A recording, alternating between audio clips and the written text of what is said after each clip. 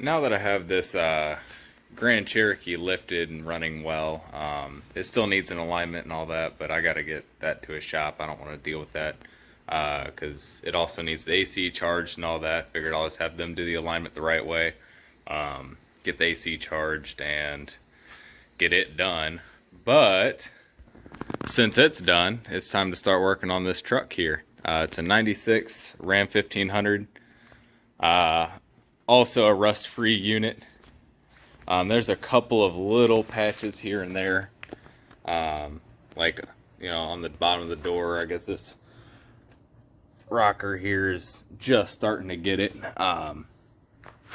But if you know anything about these trucks, you'll know that they love to rust out. They're the same thing. Fenders, love to go. Rockers, doors, everything. These things are proper rust buckets most of the time. And I got this thing, it's got 105,000 miles on it. Really good condition. The only problem is that the engine doesn't run well.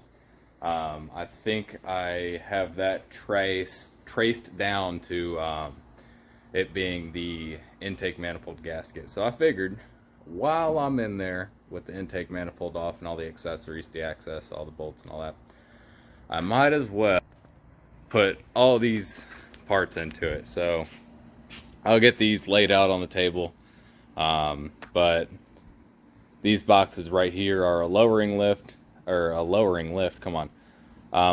kit to drop it down 2 inches, and then this big box here is a bunch of engine parts. So I'll get those thrown onto the table behind me and show you what I bought.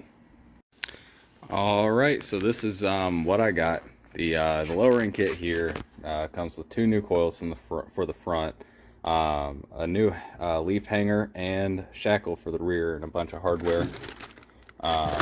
eBay special with these guys. I think it might have been around 125 bucks or so. All these parts, by the way, I'll be listing in the description with the links to where I got them from. This cold air intake is the best that $35 on Amazon can buy. I mean, it'll suck in air. I'm sure it'll be good enough.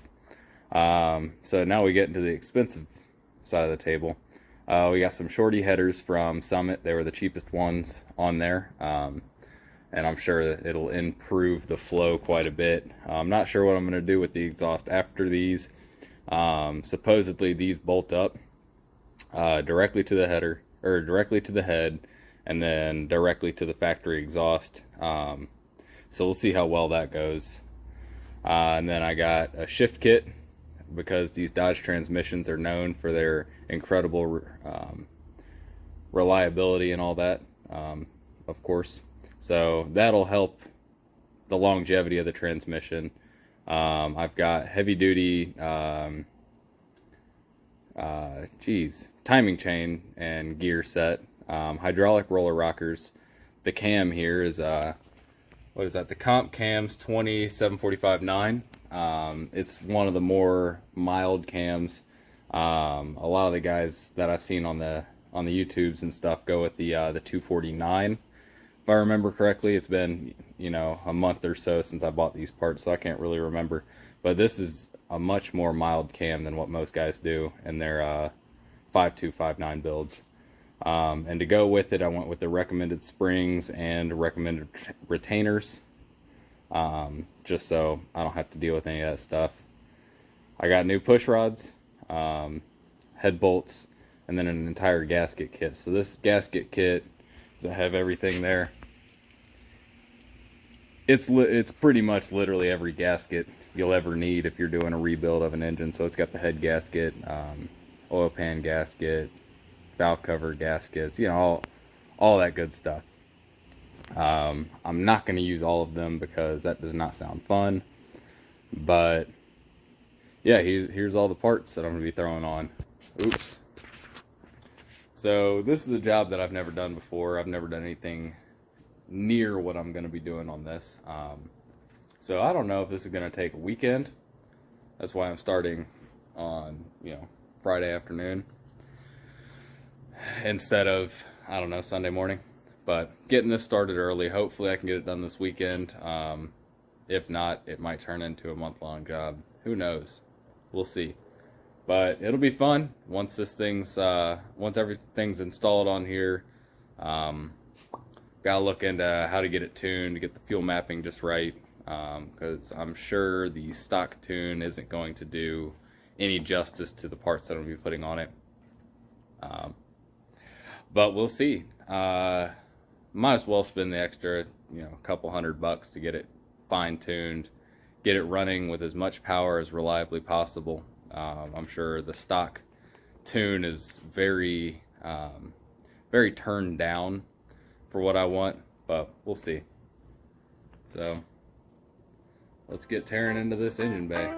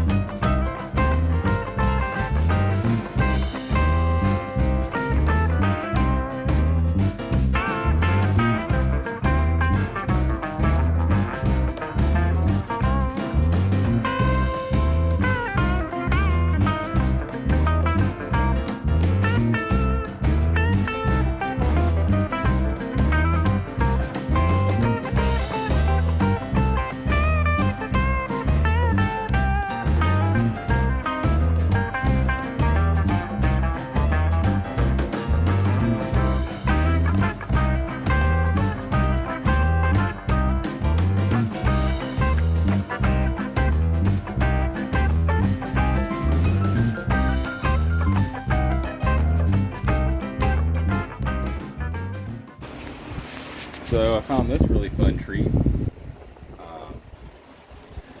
Glad they're dormant. Man, these are huge. I need to get rid of those real quick.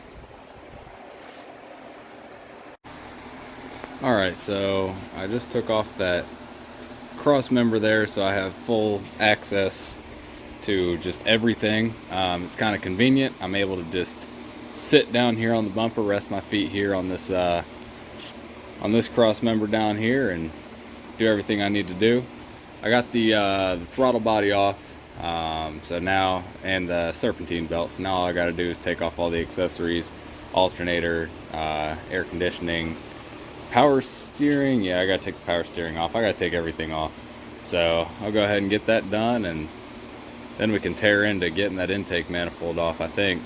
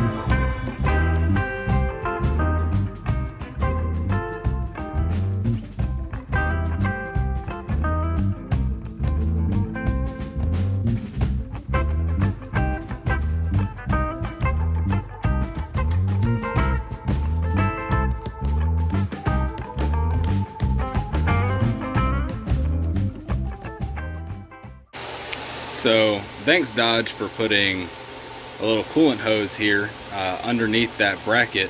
They give you little cutouts to be able to pinch these, but how are you going to be able to take that off without taking the bracket off? And then of course this heater hose tube is in the way of this bolt, or this bolt rather. So you got to loosen this all up. It is so annoying. Alright, so I have everything disconnected and cleaned off, at least every connector that I could see. Went ahead and I just undid this main fuel line to the rail, so that everything, the rail injectors, all that comes off with the intake. I figure that'll save me a lot of time and trouble later, since I know that the injectors don't leak. So now I guess I'm just gonna soak down all of the mounting bolts for the intake with a PB blast, and then let that sit for a little bit, maybe have a early dinner or something, and then get right back at it. Pop this intake off, pop the valve covers off, and then I think I'm gonna put it to TDC before I take the heads off, just to make sure everything is the way that it needs to be. I don't know if that'll save me some time or trouble later, but it never hurts. So that intake manifold came off a lot easier than I thought it would. And it is gross in there. Let me flip the camera around. That's pretty bad. So I think I'm gonna get my shop vac in there, clean it up a little bit. Yeah, that was a fun surprise. With only 105,000 miles on it, I think it'd look better, but that's the way she goes sometimes. So I'll get that cleaned up a little bit, then pop the valve covers off, and then turn it to TDC, pop the heads off, and then that's really it for disassembly. A little longer than a few minutes later. So I got a little carried away, got the heads off, everything off. Got to figure out how to get this guy off so I can get to the timing chain assembly and all that. To get the cam out, but I got the push rods out. I still have the rockers in there, or the lifters, dummy. So I got to get those out and get all that sorted. But the parts pile is looking party. So I'll pick this back up tomorrow.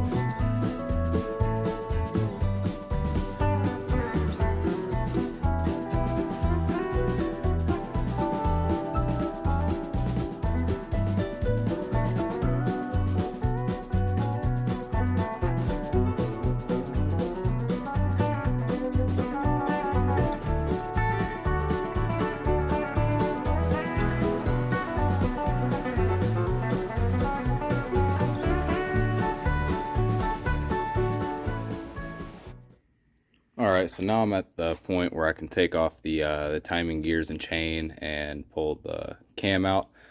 Made sure that we're at top dead center here. I went ahead and put that bolt back in, spun it back and forth a couple times, found exactly where top dead center is there. You can see it go up, pause a little bit, come back down. You want to be pretty much right in the dead center of that pause when it's TDC. So gonna go ahead and get everything pulled out, and we'll see how easy it comes out.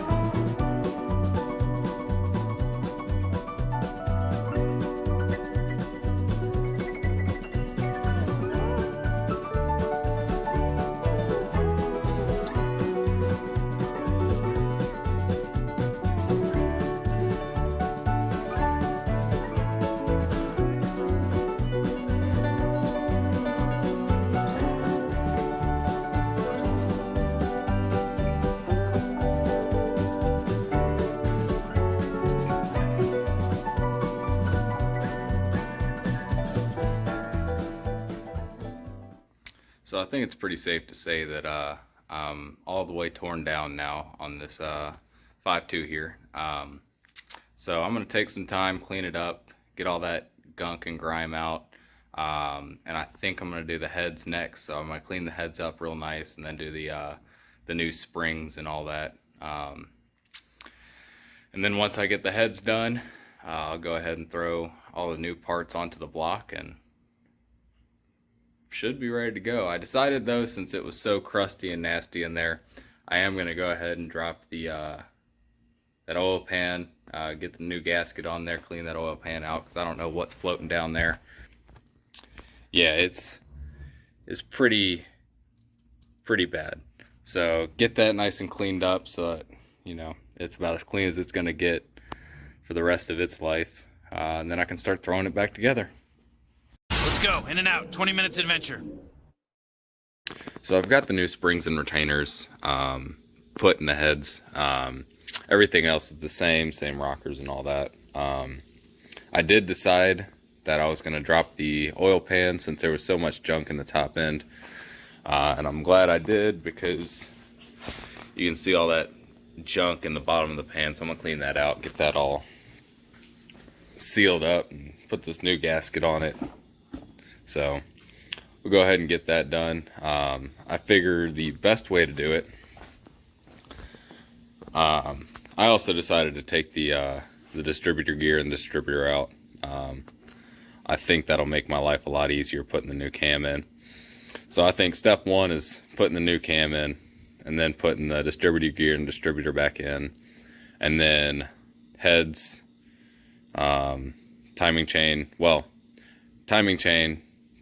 cover, heads, and then after that put the oil pan back on, and then start buttoning everything back up, the exhaust, the new headers that I got, the intake manifold, all that good stuff, get all that tidied up.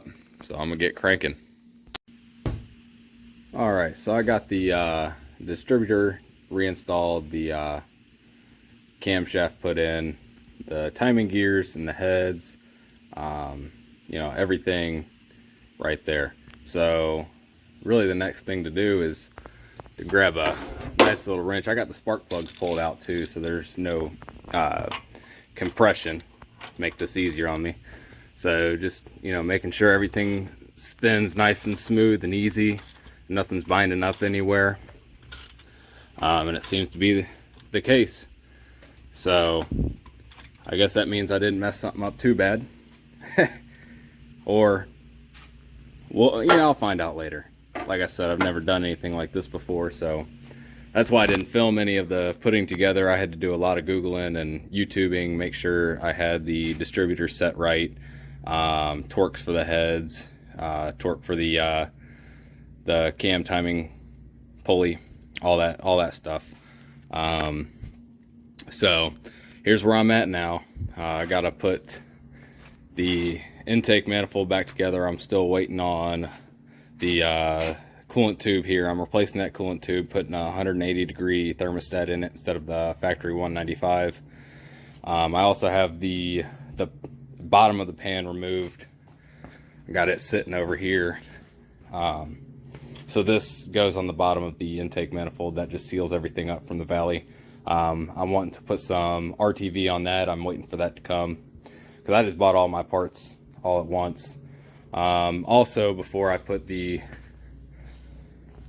intake manifold on, I want to do the oil pressure sensor that goes right there in that little hole that I'm pointing to.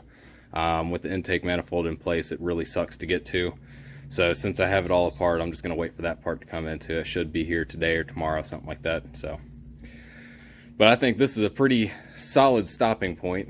I don't really want to do too much right now before I get just the rest of everything I need. So I'm going to go ahead and stop there for the day. Maybe wrap a couple things up, clean a couple things up, but so far so good. Actually, I lied about stopping today. I forgot about these pesky little guys. I didn't realize. I thought for some reason they went on over top, but nope. Got to remove the rockers and the push rods, but that's not too bad. I'll get that zipped up. Put these little guys in place. Put the cover, the retainer for these in place, and then I'll call it done for the day. All right, there we go. That's better. Well, last night I got a little carried away when the parts arrived, so I went ahead and I threw them all on here. So we had that oil pressure sensor there. I was also waiting for the RTV that I would need to put on it. Used the same RTV for the timing cover. I didn't have, well, I got the, see if I can get it. That big chunk of junk right there, that's the water pump there. So instead of, putting it all together, I just put the timing cover on and the crank pulley and all that good stuff. But I had to put a C-clamp on it so that the RTV and gasket seal all ZV. So now I have to, did I mess up I think I messed it up a little bit. It might come through a little blurry. But yeah, just gonna toss the oil pan on and then dump a bunch of oil down the valley, get the valve covers put on, and then slap the intake manifold back on. Somewhere in the middle I'll put the exhaust stuff. I don't know. I'm just kind of figuring it out.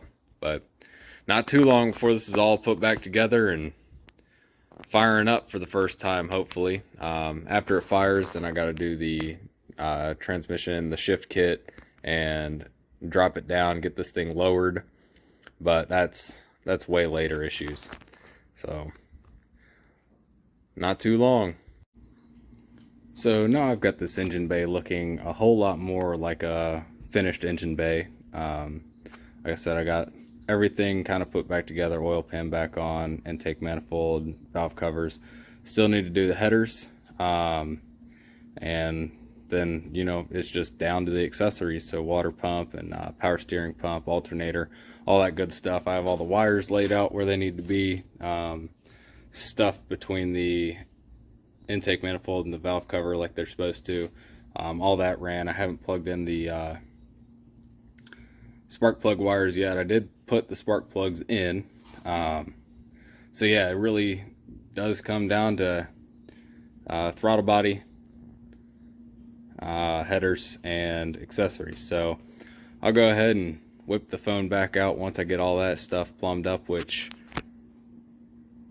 what is it, not even 6 o'clock. That should be tonight, if all goes smoothly. You're not just wrong, you're stupid. Now wait just a minute. And you're ugly, just like your mum. Well, it's just past 9 o'clock, about 9:15 now. I took a nice long dinner break. Didn't really get back at it. So this is gonna have to be finished up tomorrow. Had I not taken that dinner break, I I would have gotten to this point in time to go to a store. That is, I'm missing two, whatchamacallit, these guys, band clamps. Sure, that's what we'll call them. Yeah, there's a better word. It's just not coming to me. I'm too tired.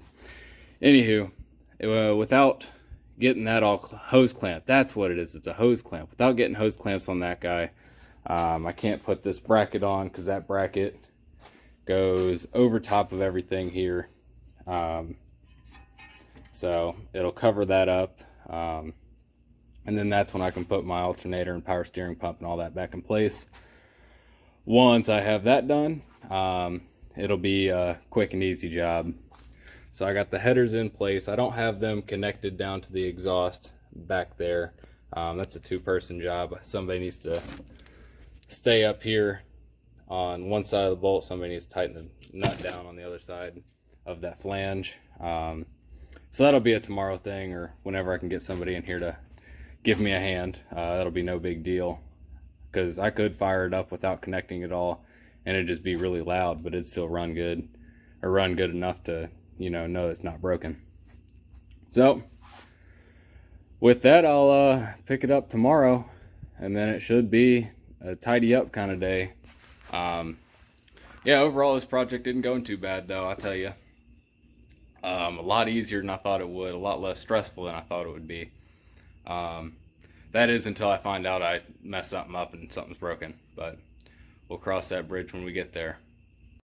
So it's a new day in the shop. I swung by Lowe's after getting off work, and I got the hose clamps. You can see them right there and right there. I guess they gave some kind of access holes, but that's not nearly enough to work with anything. So now that I got the hose clamps in place, that hose is secure, go ahead and get this bracket in place and go ahead and mount the accessories. Should be easy peasy, especially because I got everything laid out here. A nice pretty picture for everything and all that, so gotta love the whole cardboard cutout thing. Alright, there it is all back together with the accessories and all that. Got the serpentine belt put on. Now it's ready for the fan shroud, and then the radiator, AC condenser, and then those lines can get plugged up. This line can get plugged up, and is everything all tightened. Alright, so as you can see, I've got everything back in place up front. Everything's nice and plumbed. All the electrics are good. The battery's plugged in, and we're about to give her a go, see if she'll fire. We're going to prime it first because I've emptied the fuel rail. That was a good sound. Yeah, let's do it.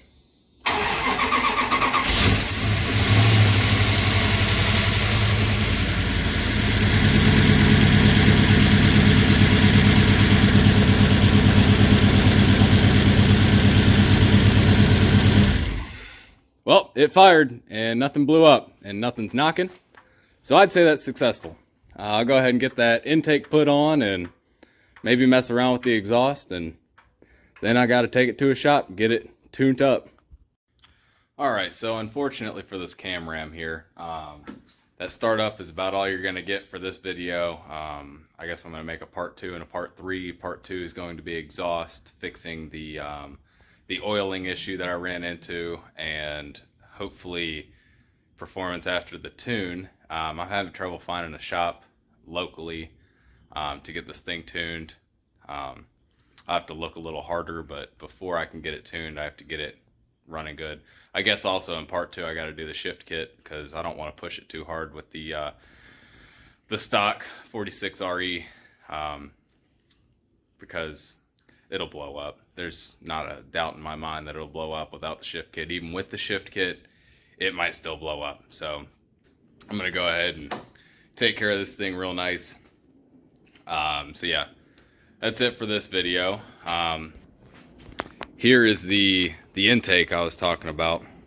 Got that put in. Went together quite well for $30 off of Amazon. I ran the, let's get a light going. Where's my light button? There it is. So I got the breather plumbed back over behind everything and then plugged in right here. I have a electrical tape reduction there going from this size to this size. Very well done, naturally. I did a very good job. I did about as good as I could for $3. So it does all the whooshy noises that it's supposed to. It goes, you can hear it suck. So I also had problems with the coolant. I think it got airlocked. I filled it up, and when I let it idle before I discovered the oiling issue, I'll talk about that in a second. The bottom hose was getting warm, but the two heater hoses and the upper rad hose were not getting warm.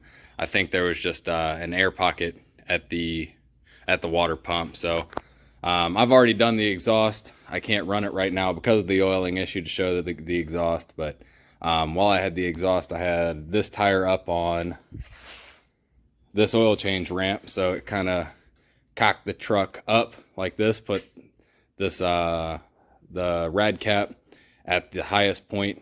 I think right now the upper rad hose and this are pretty equal. If not, that might be even higher.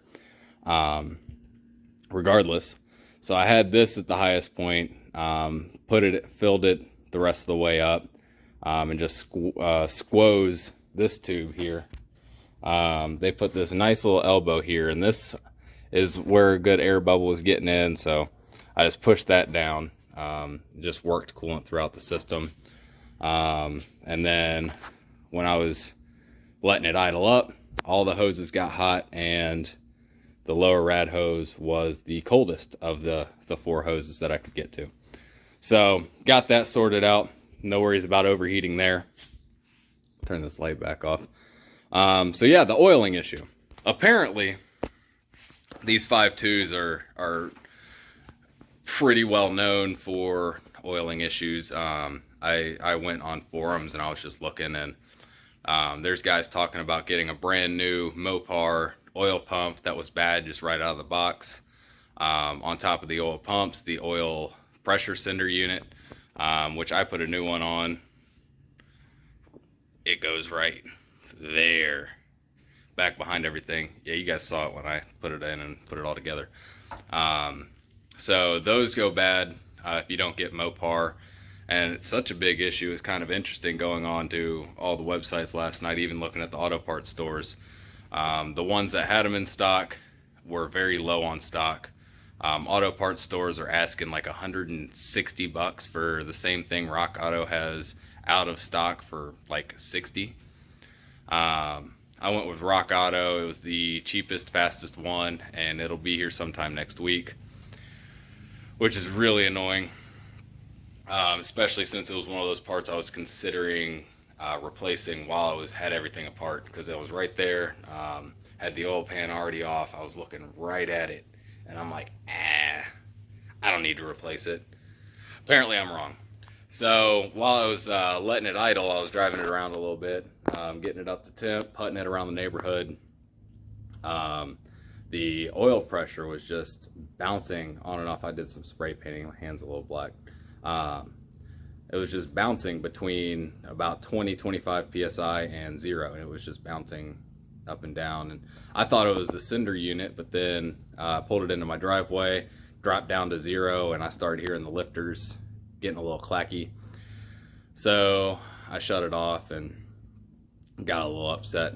I didn't get upset, I'm just annoyed. But anyway, I think that there is an oil feed issue for sure. It's not just this sensor. I'm going to leave the sensor in because I kind of glued it in place with RTV, and I don't want to risk getting a bunch of crap in the engine when I'm pretty well confident that it is the oil pump itself. So when that gets in, sometime next week, I'll get that thrown in, and then I'll go ahead and take that video with the exhaust and get that shift kit. I'm not going to video that shift kit. I have no idea what I'm doing with that. I've never had a transmission cracked open, and I'm just going to have to struggle through it. I'm not going to show that. But anyway, that's it for this video. Thanks for watching. If you're one of those guys that's rebuilt these engines before, you're just watching this video for fun, if you've got any tips for anybody else watching, or for me in the future if I do another engine build, I don't know if I quite classify this as a proper build, but anyway, if you've got some advice or anything, you see something I did wrong or that I could do better, go ahead and let me know in the comments. Thanks for watching.